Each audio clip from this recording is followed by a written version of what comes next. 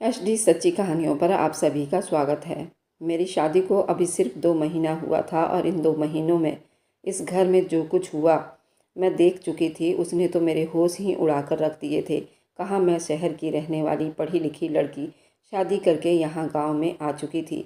मुझे तो लगा था यहाँ मेरी ज़िंदगी बड़ी सुकून से गुजरेगी, मगर यहाँ के लोगों के रहन सहन और तौर तरीके बड़े ही अजीब थे। यहाँ तक तो बिल्कुल ठीक था, मगर मेरा जेठ तो तौबा तौबा, उसे देखकर ही मेरा वजूद कांप उठता था। पूरे खानदान में उसके जैसा मर्द शायद ही किसी ने देखा होगा। जेठानी तो अपने पति की दीवानी थी। उसका बस चलता तो वह जेठ को कमरे से कभी भी बाहर कदम ना रखने देती। उनका बांस जैसा लंबा कद और फिर पहलवानों जैसी ताकत और शरीर। जब पहली बार जेठ को देखी तो मुझे यही लगा जैसे उनका शरीर है, यकीनन पहलवानी ही करते होंगे।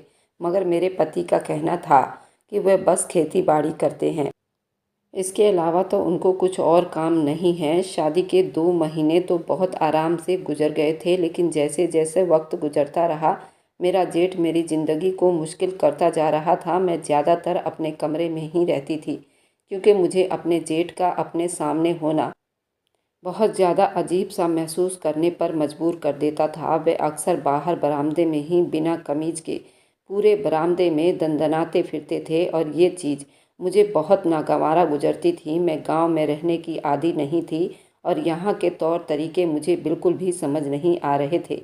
मैं शुरुआत से ही शहर में रहती थी। एक दिन रोज़ की तरह ही घर में सिर्फ मैं और मेरा जेठ मौजूद थे। इत्तेफाक से मेरे पति काम से थोड़ी देर में आने वाले थे और मेरी जिठानी अपनी माँ की यहाँ गई हुई थी। मैं किचन में आराम से खाना बना रही थी।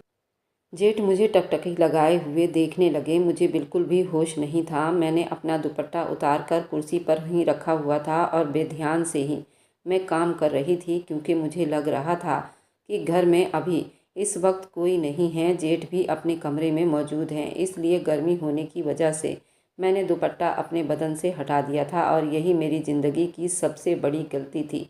अचानक ही मुझे अपने जिस्म पर किसी की आंखों की तपिश महसूस हुई थी। मैं बेसाख्ता पलटी और सामने अपनी जेठ को बिना कमीज के देखे मैं एकदम ही बौखला सी गई। मेरे हाथ में कांच की गिलास थी जो हड़बड़ी की वजह से ज़मीन पर गिरकर टूट गई थी। उसकी आवाज़ से मेरे जेठ भी होश की दुनिया में लौटे और गड़बड़ा कर वहाँ से चले गए। मुझे उनका ये अंदाज ठिठकने पर मजबूर कर चुका था। अभी तक तो मैं उनको देख कर सिर्फ घबराती थी, पर अब उनका ये अंदाज मुझे डर का एहसास दिला रहा था। मैंने फ़ौरन ही अपना दुपट्टा अपने गर्दन पर लपेट लिया और खामोशी से काम करने लगी। दिन अपनी रफ्तार के हिसाब से गुजर चुका था। रात को मेरे पति आ गए थे और जेठानी भी घर आ चुकी थी। मैं अपने पति के साथ खाना खाने के बाद कमरे में आकर सो गई थी। रात आधी पहर मुझे ऐसा महसूस हुआ जैसे मुझे कोई देख रहा हो। मैं अचानक ही हड़बड़ाकर उठी और अपने पति की तरफ देखा तो वह गहरी नींद में सो रहे थे। मुझे अपना वहम महसूस हुआ और मैं वापस ही करवट बदल कर सो गई, लेकिन अभी तक मुझे ऐसा लग रहा था कि कोई मुझे देख रहा हो। मैं उठकर बैठ गई और चारों तरफ निगाहें घुमाने लगी। अचानक ही मेरी निगाह खिड़की की तरफ पड़ी और ये मंजर देखकर मेरे होश उड़कर रह गए थे। मेरे जेठ आधी खिड़की खोलकर हमारे कमरे के अंदर झांक रहे थे और उनकी नज़रें मेरे वजूद पर ही थी। मैं बहुत डर गई थी। जैसे ही मेरी नज़रें उनकी निगाहों से मिली, वह फ़ौरन ही खिड़की से हटकर घर के अंदर चले गए। ये सब कुछ मुझे बहुत हैरानी में डाल रहा था। शादी के 2 महीने तो बहुत आराम से गुजर गए थे। उन्होंने ऐसी कोई हरकत नहीं की थी, लेकिन आज उनकी 2 बार ये हरकत मुझे डरा गई थी। मैं इस बारे में अपने पति को बताना चाहती थी कि आपका भाई मुझे अच्छी नज़रों से नहीं देख रहे थे, लेकिन ये सिर्फ आज ही हुआ था। इस वजह से मैंने अपने पति को बताना सही नहीं समझा। मेरे दिमाग में यही बात आई, कहीं उनको बुरा ना लग जाए, क्योंकि वह उनके भाई हैं और बड़ा भाई तो वैसे भी बाप की जगह होता है। और पहले ही मेरी माँ ने मुझे समझा दिया था कि किसी से बहस मत करना। पहले ही सब कह रहे थे कि शहर की लड़की है। मेरे दिल में भी यही सब बात बैठ गई थी। अब मैं कुछ भी कहती तो सब यही कहते कि शहर से आई है और पढ़ी लिखी लड़की है तो अपनी बड़ाई का शहर में रहने का रोब छोड़ रही है। मैं यही सब बातें सोचकर सारी चीज़ों को एक साइड में कर दिया और दरवाज़ा और खिड़की अच्छे से बंद करके सो गई। अगली सुबह जब मेरी आँख खुली तो सब लोग ही जागे हुए थे। मेरी जिठानी की एक बेटी थी जो अभी सिर्फ 8 साल की थी। मेरी जिठानी जल्दी जल्दी उसको स्कूल भेजने के चक्कर में थी। मैं भी किचन में दाखिल हो गई और अपने पति के लिए नाश्ता बनाने लगी। जिठानी बहुत मिलनसार स्वभाव की थी। वह मुझे इधर उधर की बातें करने लगी। मेरे दिल में एकदम से ही ख्याल आया, क्यों ना इस बारे में मैं अपनी जिठानी को बता दूं। लेकिन फिर मैंने यही सोचा, वह जेठ से बहुत ज़्यादा मोहब्बत करती हैं और अगर मेरी ये बात उसको बुरी लग गई तो हम दोनों का रिश्ता भी खराब हो जाएगा और मैं घर का माहौल बिल्कुल भी खराब नहीं करना चाहती थी। इसी वजह से मैं बिल्कुल खामोश रहना ही फ़िलहाल के लिए सही समझा और काम करने लगी। थोड़ी देर के बाद ही पति और जेठ जाग चुके थे। हम लोगों ने नाश्ता वगैरह कर दिया और उनके पास ही बैठ गए। मैं इस तरीके से बैठी थी कि मेरा पति और जेठ आमने सामने टेबल पर ही बैठे हुए थे और मैं उनके बीच वाले हिस्से में बैठी हुई थी और मेरी जिठानी भी मेरे सामने बैठी हुई थी। टेबल चौकोर हिस्से में लगा हुआ था। अचानक ही बात करते करते मेरे जेठ ने मेरी रान पर हाथ रख दिया।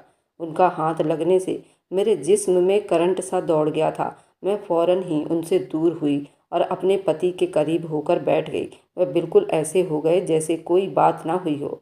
मेरे पति ने भी मुझे आंखें दिखाकर नॉर्मल रहने का इशारा किया, जबकि मेरी निगाहें मेरी जिठानी की आंखों से मिली। मैं देख सकती थी ये मंजर उनकी आंखों से भी छुपा नहीं था।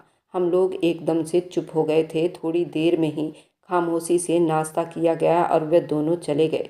मुझे अब अपने आप को बिल्कुल भी महफूज महसूस नहीं हो रहा था, क्योंकि एक औरत गैर मर्द की नज़रों को अपनी तरफ उठते हुए महसूस कर लेती है। वह किस तरीके की नज़रें हैं मैं भी महसूस कर चुकी थी कि मेरा जेठ मुझ पर गंदी निगाहें रखता है। वह गुजरता जा रहा था और मेरे जेठ की बदतमीजी बढ़ती चली जा रही थी। ये सब कुछ मुझे बहुत परेशान कर रहा था। बस अपने पति और जेठानी से इसलिए इस बारे में बात नहीं कर पा रही थी। अगर मैं उन दोनों से कुछ बात करूंगी तो वे लोग समझेंगे कि मैं अपने जेठ पर इल्ज़ाम लगा रही हूँ और वैसे भी गांव के लोग उल्टा ही मतलब ले जाते हैं। मैं घर का माहौल बिल्कुल भी किसी भी तौर पर ख़राब नहीं करना चाहती थी। इसी वजह से मैं खामोश रह गई। मेरा पति गांव से थोड़ी दूर पर काम करता था। एक रात अचानक ही उनका मेरे पास फ़ोन आया और कहने लगे, चारू फैक्ट्री में काम बहुत ज़्यादा है, इसी वजह से मैं आज घर नहीं आऊँगा। ये बात सुनकर एक पल के लिए मैं सहम सी गई और मैंने फ़ौरन कहा, प्लीज़ आप घर आ जाओ ना। न जाने क्यों मुझे एक डर सा महसूस हो रहा है। अपनी आप को मैं बिल्कुल महफूज महसूस नहीं कर पा रही हूँ, जबकि मेरी जिठानी घर के अंदर ही मौजूद थी। ये बात सुनकर मेरे पति मुझे समझाने लगे कि कोई बात नहीं, घर पर सब लोग मौजूद हैं, तुम्हें डरने की कोई ज़रूरत नहीं है। खाने वगैरह खाकर सो जाना। मेरे लिए आज आना बहुत मुश्किल हो जाएगा। मेरे पति ने साफ शब्दों में मुझे बोल दिया था कि आज मैं किसी तरीके पर भी घर नहीं आ सकता। और ये बात सुनकर मैं बिल्कुल खामोश हो गई थी और खाने पर जब उनका जिक्र हुआ तो मैं अपनी जेठानी को बता दिया कि आज सूरज घर पर नहीं आ पाएंगे।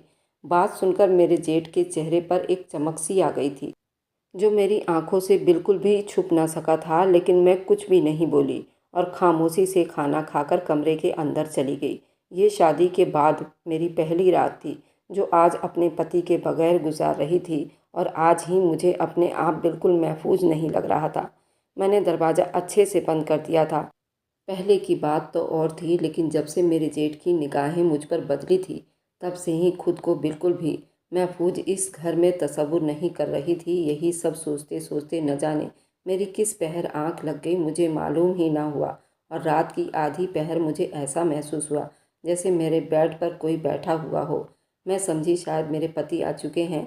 मैं फ़ौरन ही उनके बाजू से लिपट कर उनके सीने पर सर रख कर सो रही थी, लेकिन आज मुझे उनका शरीर कुछ ज़्यादा बड़ा सा महसूस हो रहा था। मुझे किसी अनहोनी का अंदाज़ा हुआ, इसलिए मैंने झटके से अपनी आंखें खोली और जैसे ही मैं सामने लेटे हुए बंदे को देखा तो मेरे होश उड़कर रह गए और मैं फ़ौरन ही उनसे झटके से दूर हुई, क्योंकि वह इंसान मेरा पति नहीं बल्कि मेरा जेठ था। उनके हाथ में एक नाइटी थी। वह देखकर मैं बहुत ही ज़्यादा डर गई थी। वे अचानक ही मेरे नज़दीक हो गए और कहने लगे, अरे तुम मुझसे दूर क्यों हो रही हो? मैं भी तुम्हारे पति जैसा ही तो हूँ, मेरे करीब आओ। उनकी ये बातें मुझे बहुत ज़्यादा डरा गई थी।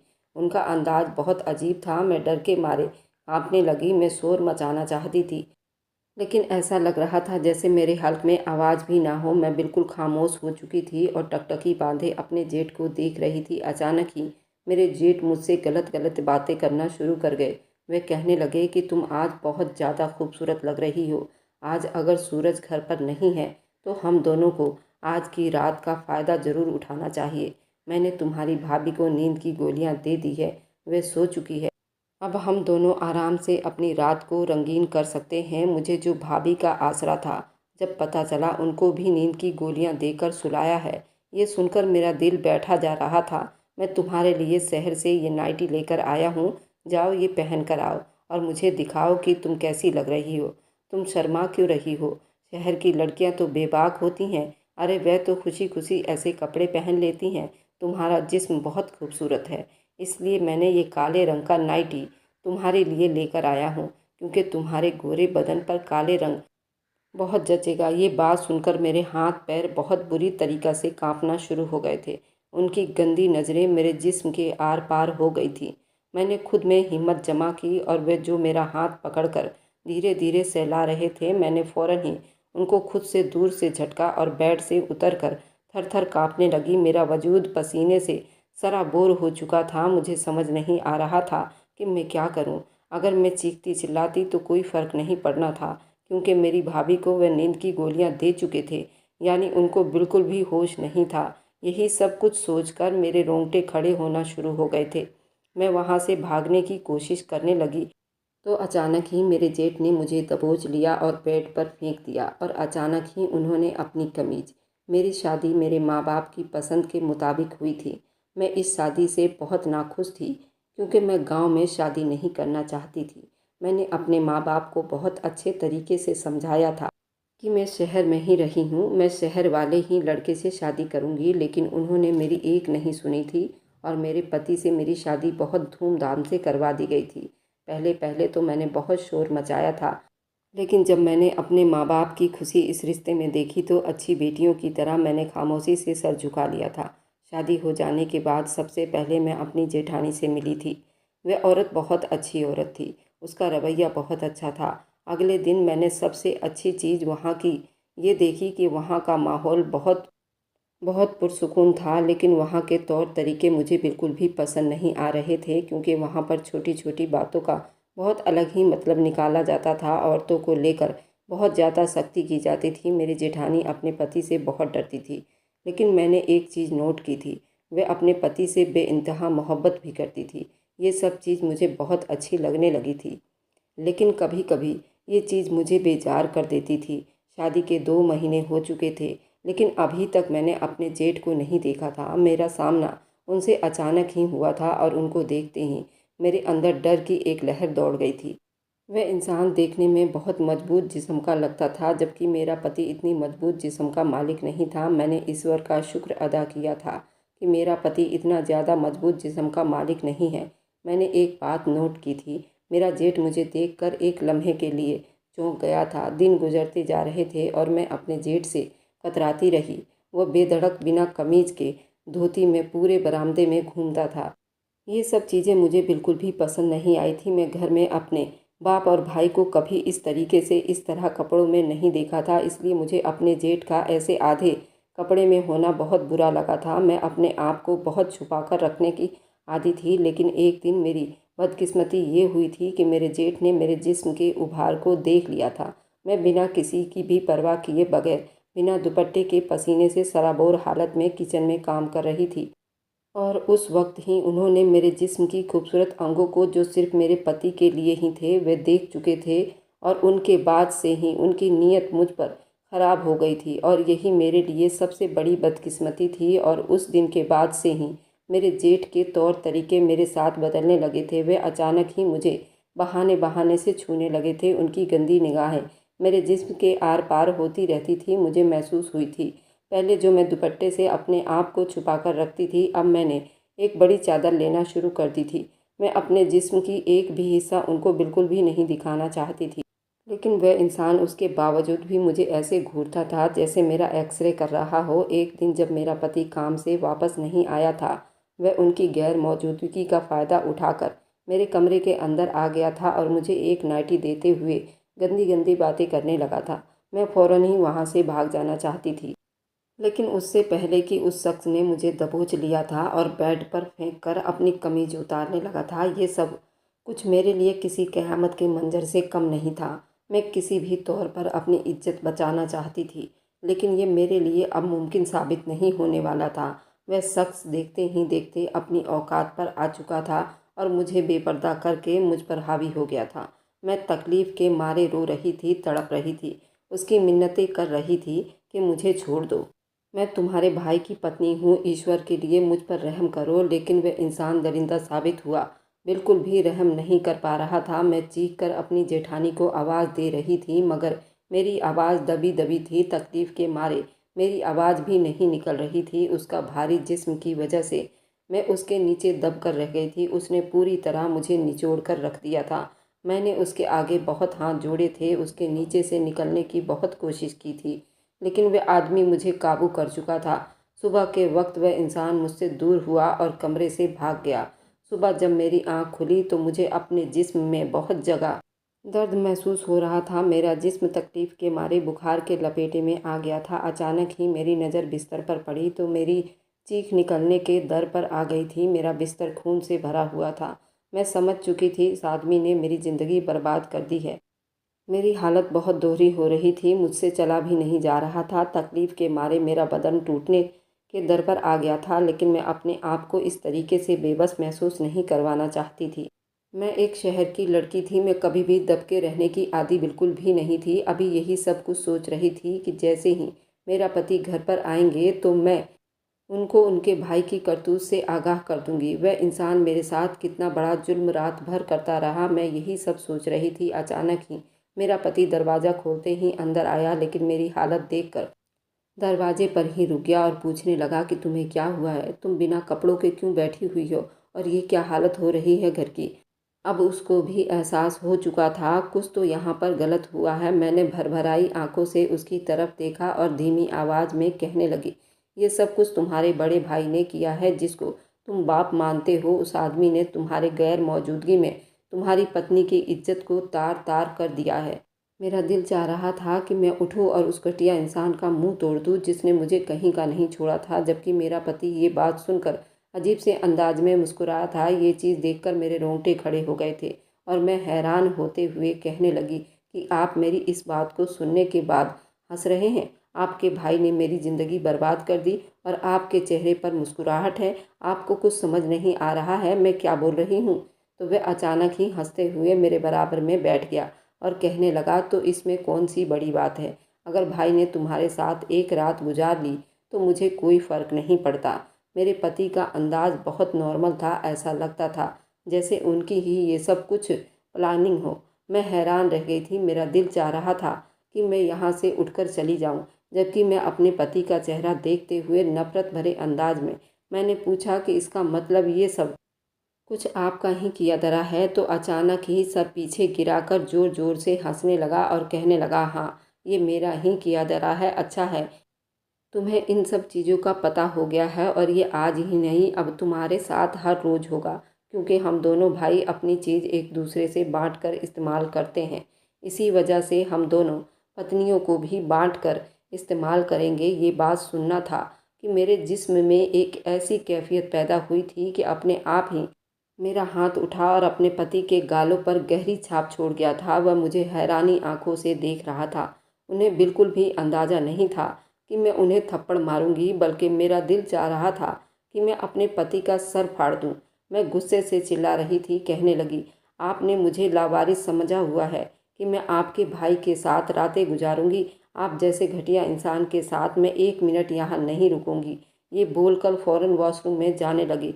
उससे पहले वॉशरूम में जाती, उससे पहले ही मेरा पति भी मुझ पर हावी हो चुका था और मेरी सारी बची हुई ताकत और हिम्मत पल भर में दम तोड़ गया था। वे दोनों भाई ही जंगली थे, बिल्कुल भी उन लोगों में एहसास नाम की कोई चीज़ नहीं था। शाम के वक्त मेरी आंख खुली थी तो मेरे पास मेरी जिठानी बैठी हुई थी। मैं बिना कपड़ों के बेहाल पड़ी हुई थी। उसकी शर्मिंदा निगाहें और चेहरे को देखकर मुझे समझ आ चुका था कि वह ये सारी चीज़ों से आगाह है। मैंने उसकी तरफ देखते हुए पूछा, आप ये सब कुछ कब से बर्दाश्त कर रही हैं? मेरी आंखों से आंसू लगातार बह रहे थे। वो मेरी तरफ देखते हुए कहने लगी, जब से मेरी शादी हुई है तब से ही। कहने लगी, मुझे यकीन नहीं आ रहा था कि तुम्हारा पति तो तुमसे इतना प्यार करता था, इसके बावजूद उसने तुम्हारे साथ भी ये सब करवा लिया। मैंने उसकी बात सुनी और बोली कि इंसान सब कुछ बदल सकता है, लेकिन वह अपनी फितरत से कभी बाज नहीं आया। यही हाल मेरा और आपके पति का है। मुझे तो हैरत है, जब आपके साथ ये सब कुछ इस घर में हो रहा था तो आपने आवाज़ क्यों नहीं उठाई? आपको चाहिए था कि इन दोनों के खिलाफ आवाज़ उठाती और ये रिश्ता ख़त्म करके चली जाती। लेकिन आपने ऐसा नहीं किया, बल्कि उन दोनों को बढ़ावा दिया, जिसका शिकार आज मैं हो गई हूँ। मेरी ये बात सुनकर मेरी जिठानी कहने लगी, तुम शहर की लड़की हो, तुम्हें ये सब बातें शोभा देती है, लेकिन मैं तो गांव की लड़की हूँ। अगर मैंने ऐसी कोई बात भी की तो मेरी बात पर कोई यकीन नहीं करेगा, और मैं ये नहीं चाहती कि मेरा घर तबाह हो। मुझे इतना गुस्सा आ रहा था कि मेरा दिल किया कि उस औरत का मुंह भी थप्पड़ों से लाल कर दूं। ऐसे ही औरत मर्दों को बढ़ावा देती हैं गलत कामों का। मैं अपनी जगह से उठी और गुस्से से चिल्लाते हुए कहने लगी, आपको शर्म आनी चाहिए कि आप ऐसी चीज़ों को बढ़ावा दे रही थी।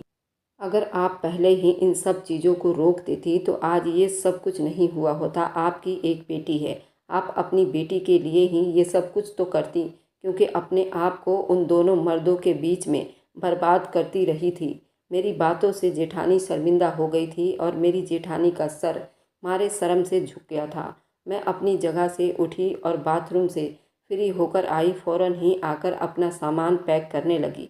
मेरी जेठानी मुझे देखकर पूछने लगी कि आप ये क्या कर रही हैं? मैंने उसे कोई जवाब नहीं दिया और अपने घर आ गई। घर आने के बाद मेरे माँ बाप ने मुझे बहुत सवाल जवाब किए, लेकिन मैंने उनको यही कहा कि जिसको आपने मेरे लिए चुना था वह एक दरिंदा है, और उस दरिंदे ने मेरी ज़िंदगी तबाह कर दी थी। थोड़े दिनों के बाद ही मैंने अपने पति से डिवोर्स ले ली थी। मैं उस दरिंदे इंसान के साथ बिल्कुल भी अपनी ज़िंदगी की शुरुआत नहीं करना चाहती थी, जिसको इंसानियत के शब्द के बारे में भी ना पता हो। कुछ साल बाद मुझे मालूम हुआ था कि मेरी जिठानी भी अपनी बेटी के साथ उन दोनों जानवरों से अलग हो गई थी, और उसने भी अपने पति से डिवोर्स ले ली थी। मैंने इस गांव में भी बहुत अच्छे सुलझे और समझदार इंसान देखे थे, लेकिन ये दोनों भाई बिल्कुल अलग ही थे। शायद कम उम्र में ही उनके माँ बाप की मृत्यु हो चुकी थी, और ये दोनों भाई एक दूसरे से बहुत करीब थे और हर बात एक दूसरे से शेयर करते थे और अपनी चीज़ एक दूसरे के साथ बांटते थे। अब उनको यही लगा कि शायद पत्नी भी कोई चीज़ है, इसलिए वे पत्नियों को एक दूसरे से आसानी से बांट सकते हैं। लेकिन वे जाहिल दरिंदा इंसान ये नहीं जानते थे कि हम औरतें भी इंसान हैं। अगर आपको आज की कहानी पसंद आई है तो वीडियो को ज़रूर लाइक कीजिएगा और अपने दोस्तों के साथ शेयर भी कीजिएगा। और हाँ, अगर आपने अभी तक हमारे चैनल को सब्सक्राइब नहीं किया है तो ज़रूर सब्सक्राइब कर लें। मिलते हैं हम अपनी कल की एक नई दिलचस्प कहानी के साथ। मुझ पर सदा अपना प्यार और स्नेह बनाए रखें। सभी को मेरा प्यार भरा नमस्कार दोस्तों।